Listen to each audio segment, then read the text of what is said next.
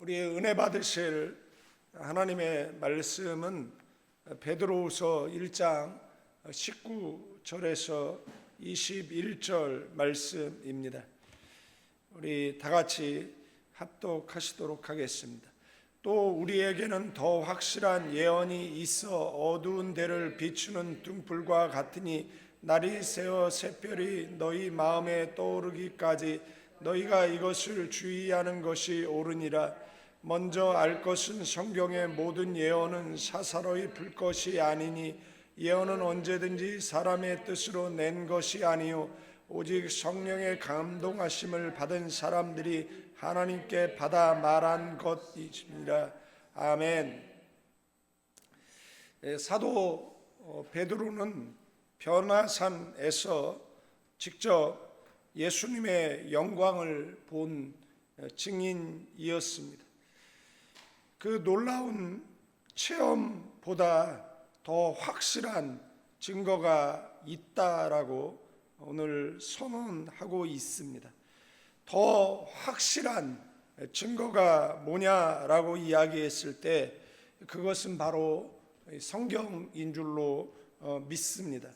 그는 성경을 더 확실한 예언이라 부르면서 어두운 곳을 비추는 등불에 비유했다라는 것.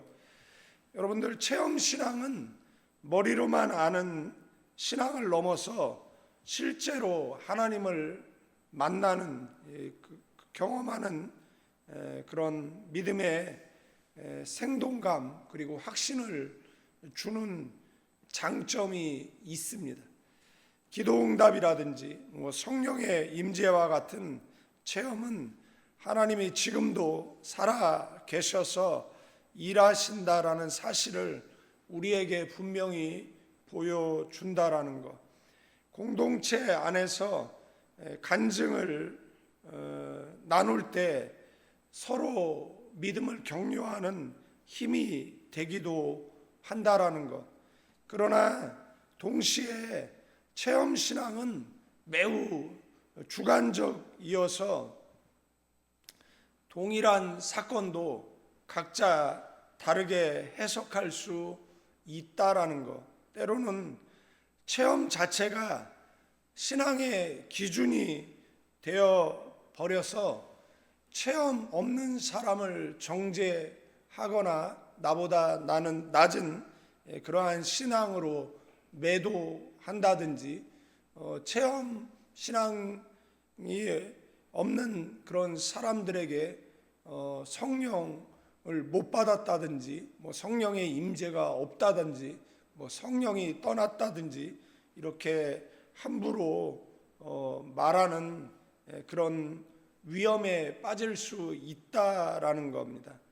그리고 체험이 기준이 되어 버리는 이런 안타까운 모습을 볼 수가 있습니다.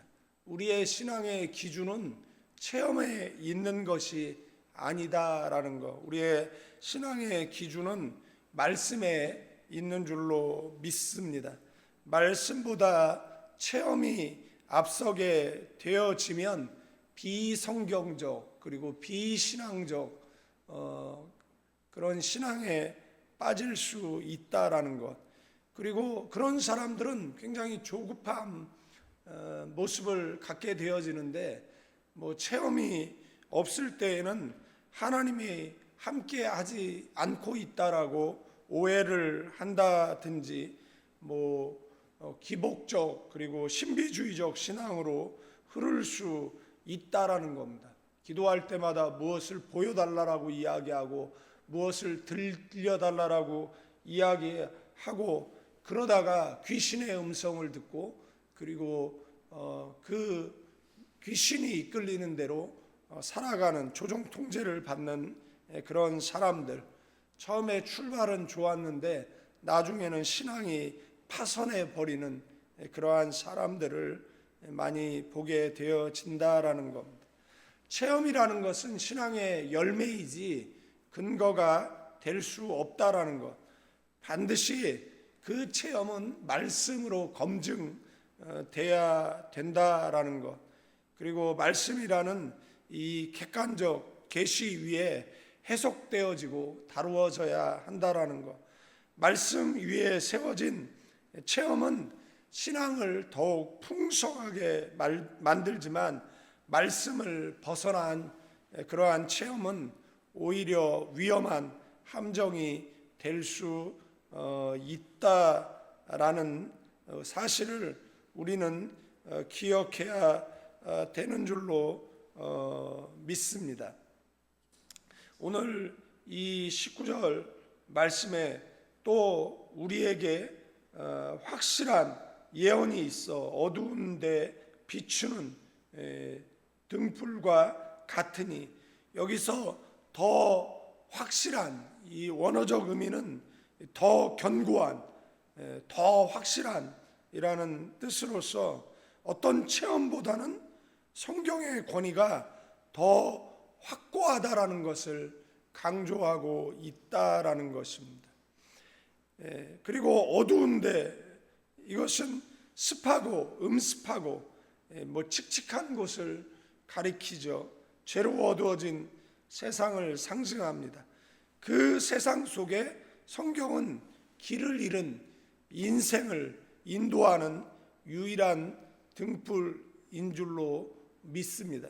서두에도 말씀드렸지만 체험은 주관적이고 일시적이고 시간이 지나면 흐려지고 왜곡될 수 있지만, 성경은 성령의 감동으로 기록된 객관적이고 영원한 진리이기에 결코 변하지 않습니다. 그래서 성경은 예수 그리스도의 신적 그리고 영광과 재림을 확실히 보증하는 근거가 되는 줄로 믿습니다. 이단이 우리를 공격할 때 내 주관적 그리고 체험적 이야기로 그들을 방어할 수 없습니다. 성경이 이렇게 말하고 있습니다. 말씀은 이렇게 말하고 있습니다라고 이야기할 때 이단 그런 세력이 꺾이게 되어져 있다라는 것. 하나님의 말씀이 어두운 인생길에서 우리를 올바르게 인도하고 어둠 속에서 앞으로 나아갈 수 있도록 밝혀주는 빛과 같다라는 것.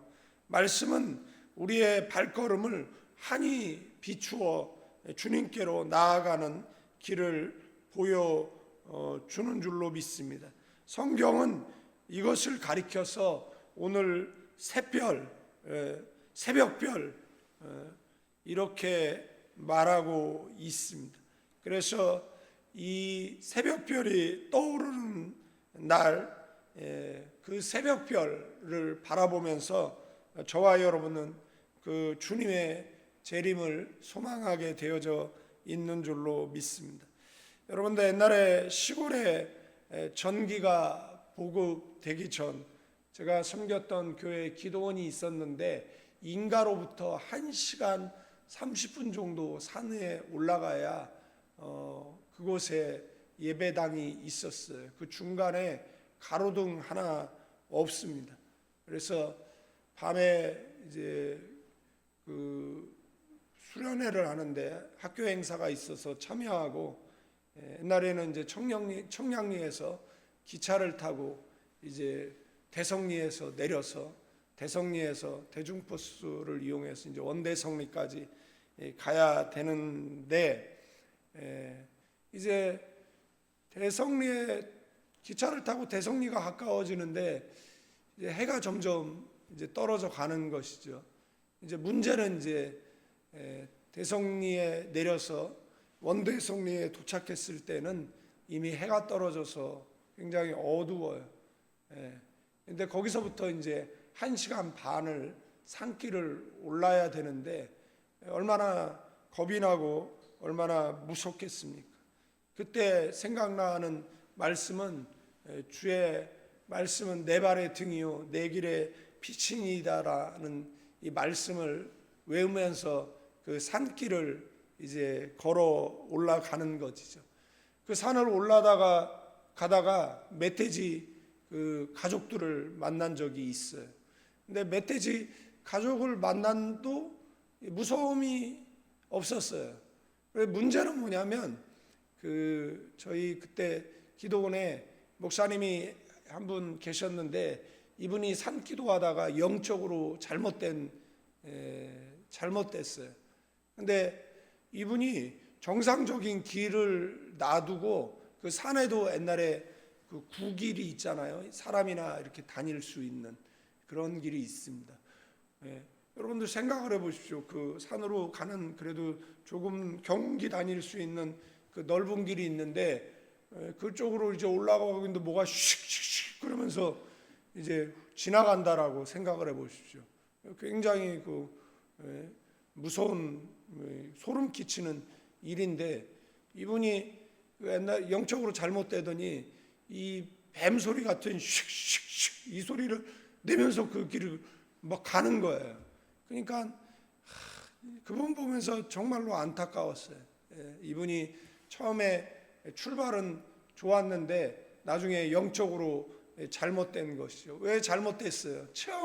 체험이죠. 물론 체험이 필요하지만 우리는 우리의 신앙을 붙잡는 것은 말씀이다라는 것을 기억해야 되는 것이잖아요. 여러분들 등불이 없으면 길을 잃어버리고 넘어지기 쉽습니다. 위험한 짐승을 만날 때에도 손에 등불을 들고 있으면 그 짐승이 우리를 위협하지 못하는 것이잖아요. 그리고 발밑을 비추기 때문에 목적지까지 갈 수 있습니다. 그래서 성경은 하나님의 말씀은 우리의 인생의 등불이다라고 왜 성경은 그렇게 묘사를 했겠습니까? 세상의 유혹, 죄의 어둠 속에서 말씀을 손에 들고 있지 않으면 길을 잃고 넘어질 수밖에 없습니다. 저도 교육자 생활 36년 하는 동안에 얼마나 많은 사람들을 만났겠습니까? 믿음이 파손하는 사람들, 믿음이 더욱 돈독해지는 사람들, 믿음이 일취월장 성장하는 사람들, 처음 됐는데 나중 되는 사람들, 나중 됐는데 먼저 되는 수없는 사람들을 보게 되어졌잖아요. 그런데 대부분 신앙이 무너지고 파손하는 사람들의 특징이 뭐냐라고 이야기했을 때 그들 손에 등불이 들려 있지 않는 겁니다. 그들이 말씀 중심적이지 않다라는 것입니다.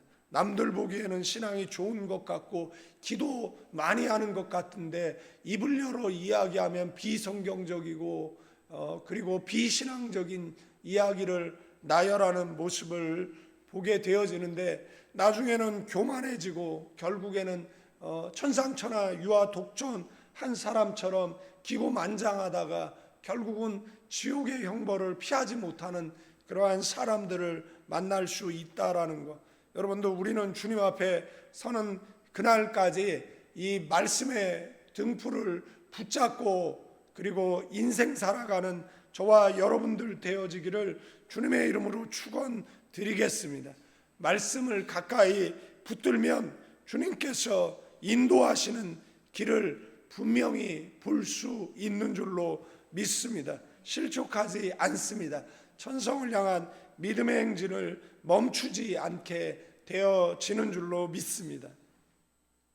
성경 오늘 말씀에 베드로는 20절 말씀에 먼저 할 것은 성경의 모든 예언은 사사로이 풀 것이 아니니,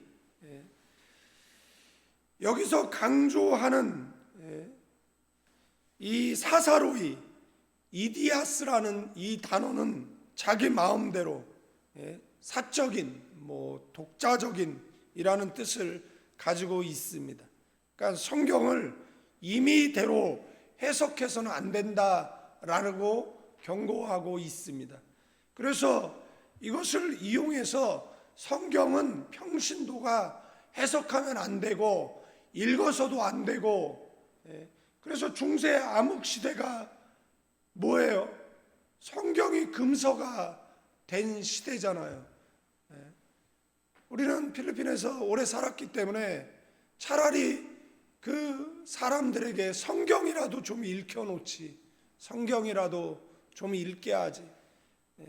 성경은 읽는 사람, 영적으로 죽은 사람을 살려내고 살아난 사람을 일어나게 하고 일어난 사람을 걷게 하고 걷는 사람을 비상하게 하는 줄로 믿습니다.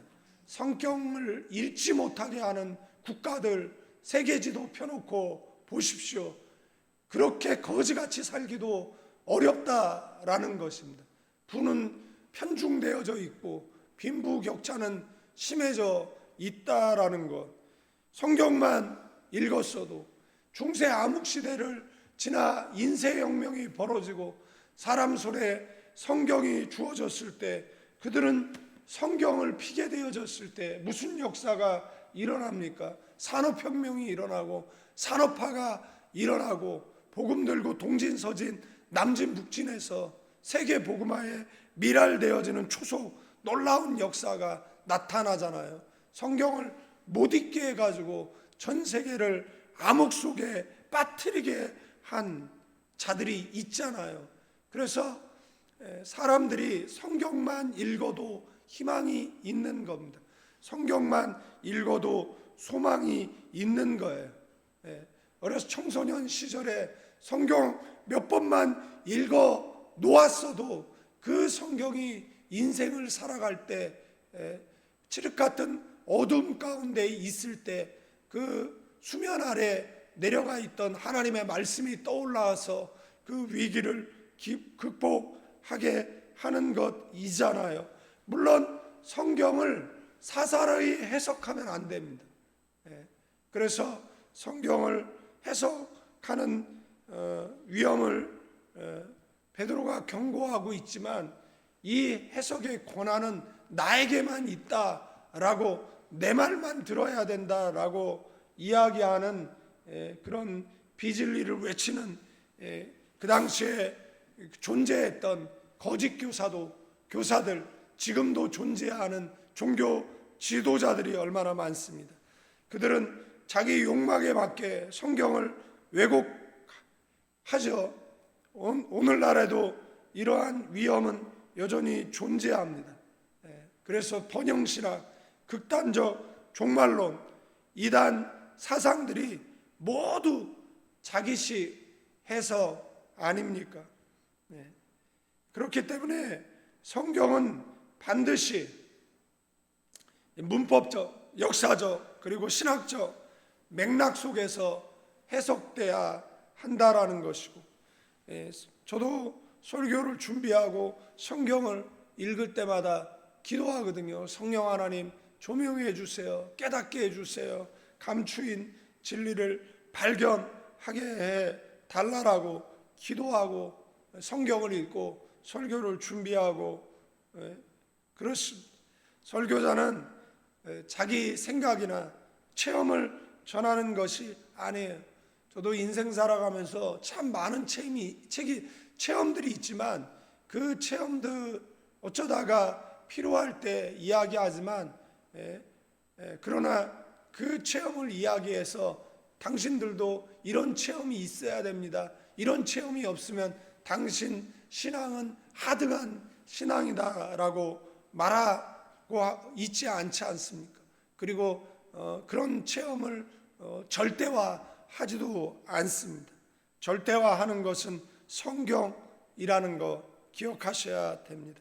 성경이 본래 말하는 뜻을 드러내어서 성도들이 하나님의 뜻에 순종하도록 인도해야 되는 줄로 믿습니다.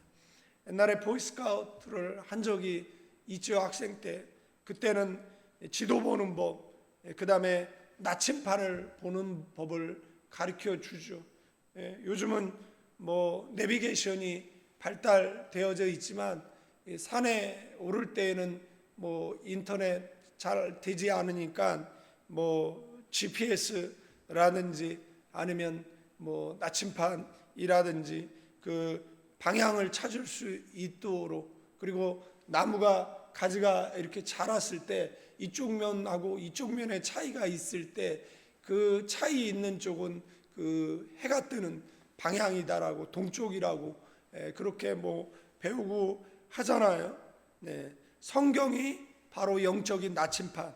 우리의 감정과 경험은 쉽게 변하지만 성경은 언제나 변함없이 하나님의 뜻을 가르쳐 주는 줄로 믿습니다.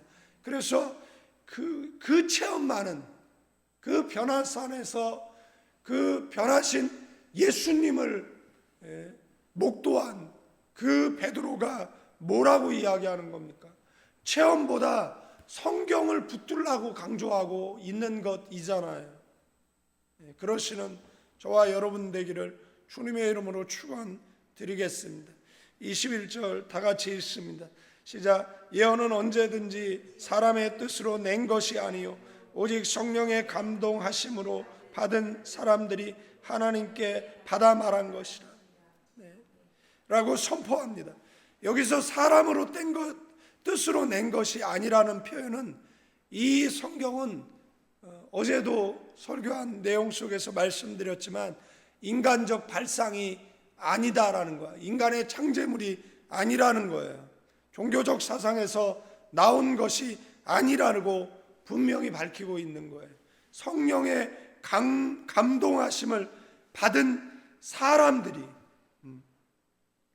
여기에 쓰인 이 페로메노이라는 단어는 끌려가다, 몰려가다, 인도되다라는 뜻을 가진 동사인데, 이는 배가 그 바람에 이끌려 가듯 성경 이 40여 명의 기록자들이 성령의 강권적인 인도하심에 따라 기록했음을 보여주고 있다라는 겁니다. 따라서 성경은 인간의 지혜가 만들어낸 사상이 아니다라는 것, 하나님의 특별한 계시이고 성령의 주도적 영감으로 주어진 말씀입니다. 그러므로 성경은 단순한 고대문헌이 아니에요. 지금도 우리에게 말씀하시는 하나님의 권위가 있는 음성인 줄로 믿습니다. 그래서 우리가 이 성경을, 이 하나님의 말씀을 대할 때 우리는 어떻게 대해야 하느냐라는 겁니다. 성령의 감동으로 기록된 성경을 바르게 이해하기 위해서 우리는 겸손한 태도가 필요하다라는 것, 겸손한 마음이 필요하다라는 것, 말씀을 들을 때, 읽을 때 마음의 문을 활짝 열고 인간의 지혜가 아닌 성령 하나님 조명해 주세요, 깨닫게 해 주세요, 이해시켜 주세요라고 배우려는 자세로 나아가야 되는 겁니다. 설교하면 팔짱 끼고 어디 한번 나를 감동시켜봐, 내게 은혜를 끼쳐봐, 어디 한번 얼마나 설교 잘하는가 보자라고 교만한 눈빛, 교만한 자세로 설교를 들으면 여러분들 교회 500년 단을 보십시오. 무슨 변화가 있겠습니까? 그런 사람에게 하나님께서 무엇을 맡기고 그런 사람을 하나님께서 쓰기나 하시겠습니까? 그래서 우리는 말씀을 들을 때나 그리고 성경을 읽을 때나 기본적인 자세가 뭐냐라고 이야기했을 때 겸손이다라는 거 늘 말씀드리지만, 두 번째는 뭐예요? 두 번째는 겸손한 사람의 특징이 있어요. 그거는 기도하는 거예요. 그런데 우리가 말씀을 대하는 그 자세는 말씀드렸던 것처럼 성령 하나님 조명해 주세요, 깨닫게 해 주세요. 여러분들 읽다가 깨닫지 이해가 잘 안 되는 것은 계속 거기에 매여 있지 말고 우선 넘어가세요. 여러분들 성경을 전체를 읽지 않으면 깨닫지 못하는 있어요. 그러면 어떻게 하는 거죠? 반복해서 읽는 거죠. 그리고 성경과 내가 하나가 되어지면 깨달아지는 것들이 있잖아요. 세 번째 뭐죠? 세 번째, 말씀을 대하는 태도는 말씀에 순종하는 거예요. 말씀이 기도하라 그러면 기도하는 겁니다. 말씀이 가라는 데까지 가고 말씀이 멈추라는 곳에서 멈추는, 그럴 때 성령의 역사가 우리와 함께 하는 줄로 믿습니다. 그래서 성경이라는 토대 위에 그리고 그 말씀대로 살아갈 때 우리에게 주어지는 게 체험입니다. 그런데 말씀의 기초가 없이 체험하다가 파선하고 무너지는 신앙이 될 수 있습니다. 한 목회자가 간증하기를 신앙생활 하면서 많은 기적을 체험했지만 그 모든 체험보다 자기를 붙들어준 것이 성경 말씀이었다라고 고백합니다. 저도 인생 살아갈 때 많은 위기와 어려움이 있었는데 그때 하나님께서 환경을 바꿔주거나 극적인 어떤 기적을 일으켜 주셔서 그때마다 위기를 넘긴 것이 아니라 하나님께서 그때마다 말씀을 생각나게 해 주셔서 어떨 때는 찬송가 가사가 생각나서 믿음으로 사는 자 하늘 위로 받겠네, 무슨 일을 만나든지 만사 형통하리라는 찬양 가사 붙들고 고난을 이기고 시험을 이긴 때가 얼마나 많은지 알 수가 없다라는 겁니다. 체험보다 자기를 붙잡아 준 것이 성경 말씀이라고 고백했던 그 목사님처럼 기적은 감동을 주지만 여러분들 오래 가지 않습니다. 어떤 때는 의심도 생깁니다. 그러나 성경은 늘 같은 자리에서 하나님의 진리를 전해 주었기에 넘어지지 않고 다시 일어날 힘이 되었다라는 걸 기억하시고 오른손으로 성경 꽉 붙잡고 그저 읽으세요. 설교를 들으시고 들은 말씀을 묵상하고 힘이 되는 말씀 암송하고 그리고 성경 공부하고 이렇게 우리의 신앙의 기초가 하나님의 말씀 돼야 되는 줄로 믿습니다. 베드로는 그것을 목놓아 외치고 있다라는 것, 우리의 체험보다 감정보다 인간의 지혜보다 더 확실한 예언의 말씀인 성경 위에 신앙을 세우시는 저와 여러분 되기를 주님의 이름으로 축원드리겠습니다. 그 성경이 우리의 인생을 살아갈 때 어두운 세상을 비추는 등불이고 그리고 그리스도의 재림을 소망하게 하는 빛이고 성경을 가까이 하면 하나님이 우리를 가까이 해 주실 줄로 믿습니다. 성령께서 가까이 하여 주셔서 말씀을 깨닫게 해주시고 그리고 말씀을 굳게 붙들고 그 말씀 위에 서게 하는 놀라운 은혜가 저와 여러분들에게 있기를 주님의 이름으로 축원드립니다. 기도합니다. 거룩하시고 은혜가 풍성하신 하나님, 오늘 말씀을 통해서 성경이 우리의 발을 비추는 등불이고 길을 인도하는 비침을 다시 깨닫게 하심에 감사드리나이다. 이 말씀 붙들고